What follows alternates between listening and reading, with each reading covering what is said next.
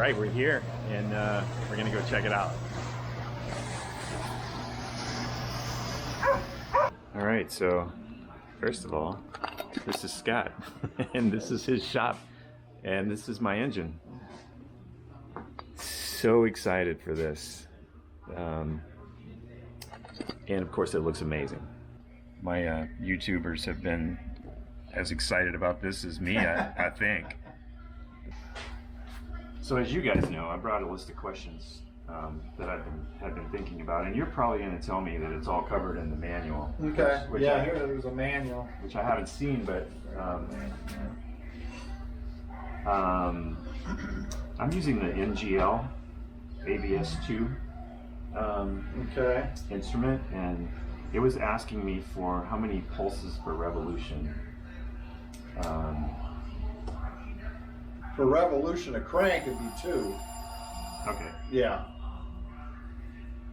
Yeah, because it's counting the revolution right. of the crank. Yeah. So it's 2. Yeah, you're going. Yeah, sure. Yeah, it's all good. Yeah.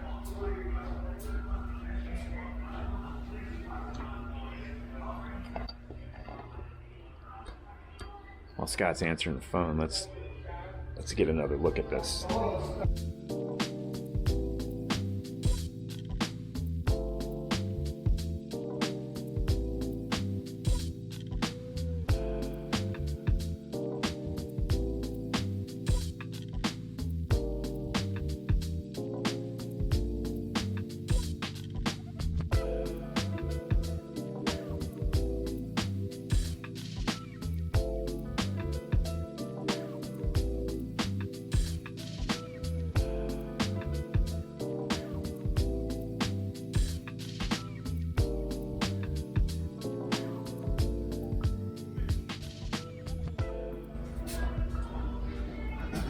Do you recommend an oil in here? Yes. You do?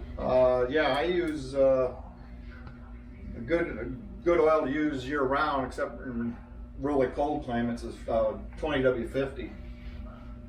No particular brand? Just I like a Valvoline VR1. You want to use a racing oil, something that's got zinc in it. VR1? Yes. I know, if you ask that question on the internet, it's a mess. So I'd rather get it from the guy. Yeah, now you can run too. So if it's really cold, because the problem with the 2050 is if it's like below freezing. Yeah. It's pretty thick when it's cold if you're starting. You can run a 1540 like a Shell Rotella diesel grade oil that has the zinc in it too. Not as much as the racing oil, but yeah, I don't think I'll have that issue out where I'm at. Right, so yeah, I just run the 2050 VR1. All right. Things I should know using 100 low lead. Usually in particular? About the only thing in particular with 100 low lead is over time it tends to let up the combustion chambers a little bit. But other than that, there's no problem. It'd be better to run 100 low lead. Okay. I mean, you can run premium unleaded, but with the ethanol, as long as you don't go over 10%. I'm going to be at Carburetor Airport, so it'll just be easy to just taxi up to the pump. And I'd say exactly, yeah. So there's nothing special I need to worry about? No, I mean, sometimes guys will put some of that, or the TPS, whatever that stuff is, that additive. Oh, yeah. To break down the lead in the gas. Oh, okay. You can run some of that. What's the RPM sending method? It picks right up off the P lead, off the Magneto. Oh, okay. The kill switch or the P lead. That's how most taxis use to pick up that signal. That's where the signal comes from, right there. So it's right here? Yeah. Right here. It's this P lead right here. That's the positive lead. Okay, all you do is on here, and when your ignition switch, when you turn it on and go to ground, it kills the mag. Yeah. That's all there is to it, yeah. Okay. Yeah, you just pick up right off. A lot of guys just pick it up off the switch under the instrument panel. Oh, really? It's the same thing. Well, that's easy. Yeah. The only thing you really want to do though is no sending unit or anything. It's just yeah, it just picks up it. Unless I don't know what kind of tack you're gonna have. it's the same. It's one of the NGL. Oh, okay, it's not an impulse, or it's not an impulse one, like they wrap around the wire, like the tiny tacks. Nope. Yeah, okay. It's Yeah, no, it's just a pulse, digital, yeah, yeah. signal wire, yeah. So yeah. And for oil pressure and oil temp, are those senders already? No, there's installed? ports for them. Okay. So those I need to get. Any recommendation on that? It's whatever for compatible, 1/8" pipe thread for your oil pressure. Okay. And then down here, it's a 1/2" pipe thread, but you know, you can bush it down to whatever sender you use. Cause I put the big in here because most guys just run a mechanical gauge. So the obviously the temp's coming off the bottom. And Yeah, that's the pressure's oil coming temp off down the here, top. yeah. Am I asking questions that are in here already? Well, that wouldn't be, no. Yeah.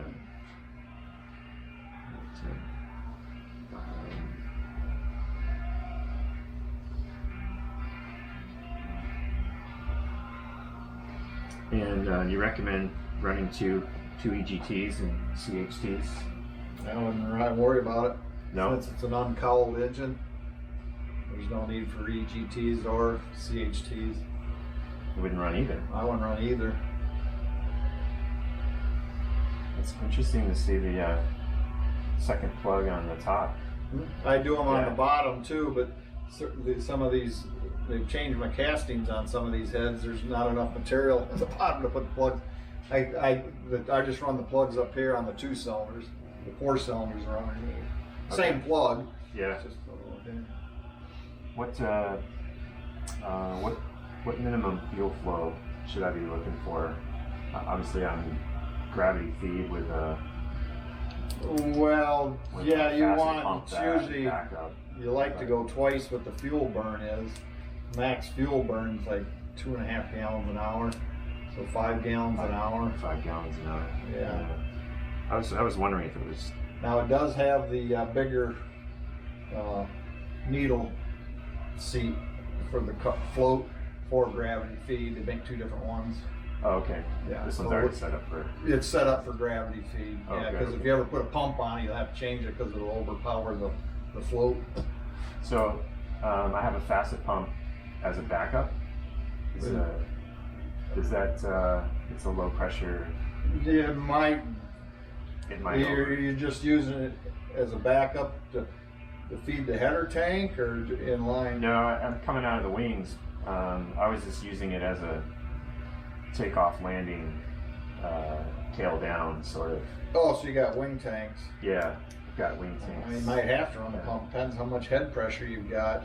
Yeah. Depends how much higher the tanks are than the carburetor. When it's sitting on its gear, they're not that far apart. The tanks are still slightly higher. Then yeah, that's the thing. You're going to want to make sure. You may have to run a pump all the time. I don't know. It just depends on how much. If there's enough flow, you know. And then is there something I need to change if that? Just the float needle seat. Float needle. The seat itself. It's. If I have to temporarily run it, it's probably not a problem. Are you recommending I don't run the pump at all with this setup? Well, I don't know. It just depends. That's the one for a pump. Okay. The hole in there is bigger for the gravity feed. It's the same needle. Yeah. It's just the orifice. You can take that with you. So I may have to change. You may have to. If it wants, when you turn the pump on and it's wants to flood over. Yeah. And it's. And this is the needle seat. Yes. Float needle seat. Yeah. Yeah.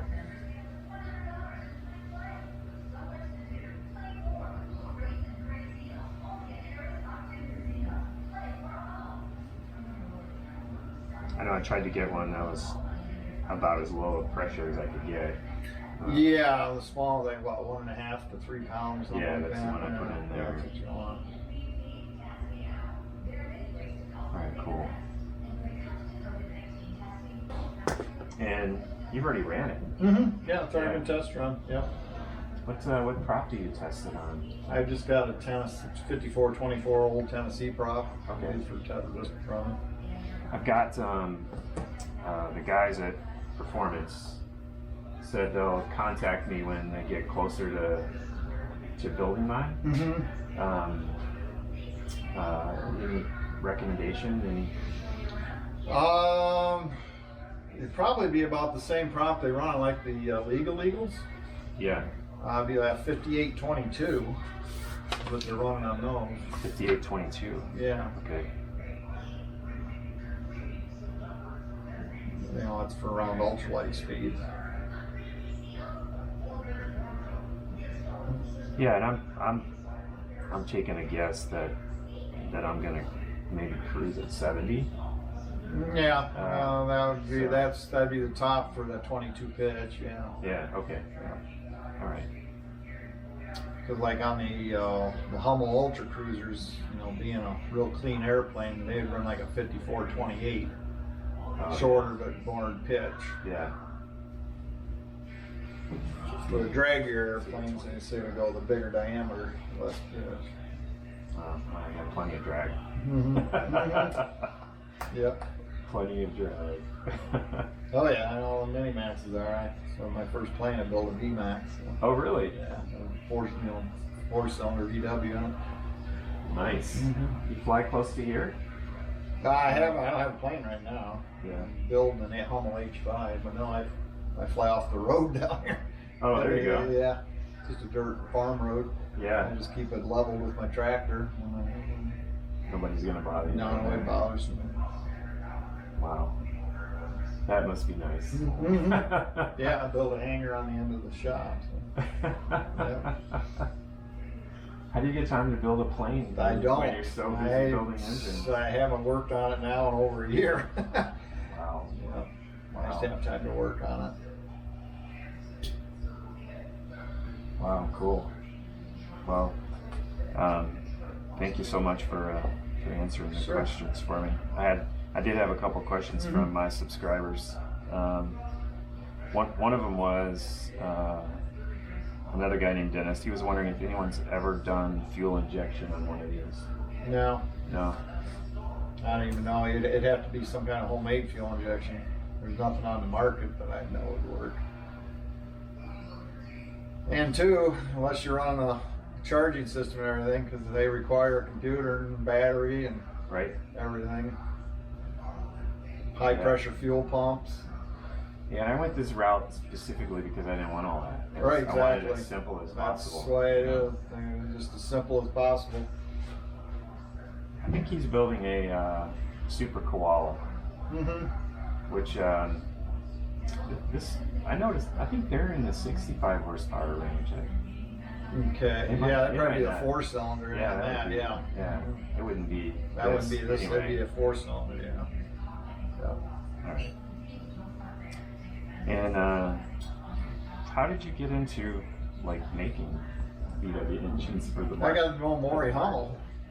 Is that how it? Yeah, I was trying to make the connection. I used to Hummel live. Engines and Maury Hummel. And, Yeah, I used to live about 20 miles from Maury. Oh, okay. And where was that? That was northwest Ohio, okay. by Bryan, Ohio. All right. And I was at the machine shop where they were doing the balancing for Maury, and I thought it was pretty interesting. And then I looked and I was going to build a Hummelbird. Okay. Wow. And I went over talking to Maury on that, and I got the plans, and I started building my own engine for it. That's what I started first, and then he wondered if I wanted to buy him out, because he was in his 80s then. So wow. And he didn't want to do it anymore. I bought him out in '96.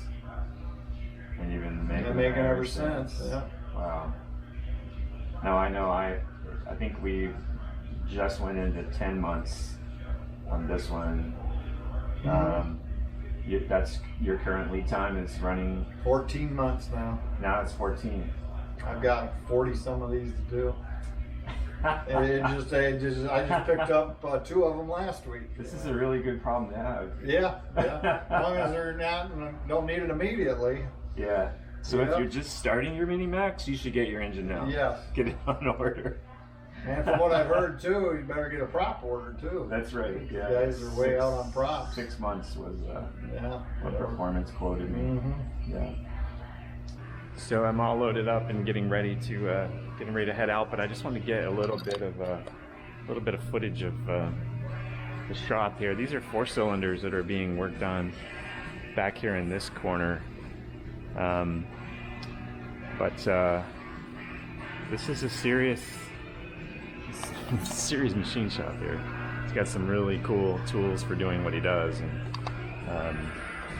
he was showing me how he's prepping these brand new cases for clearances and things like that, and for the bigger jugs. So yeah, all right, so exciting day. I just had to come and take a look at, Scott said in there that he has a place where he can fly just right here at the end of his street. And I drove down here, and he said he actually smooths it out with his tractor. But what an awesome area to have right next to your house where you can fly. He's working on, well, you heard him say he's working on an Ultra Cruiser in the hangar that he's got attached to his shop. So thanks for watching the video and checking out me picking up my engine. It's in the car. It's gonna go home with me, and it looks amazing. Exactly how I was hoping that it actually looks better than I thought it would. Just really first class operation, and I really appreciated Scott answering all of my questions and some of your questions. So I'll see you in the next episode, and I'll catch you later.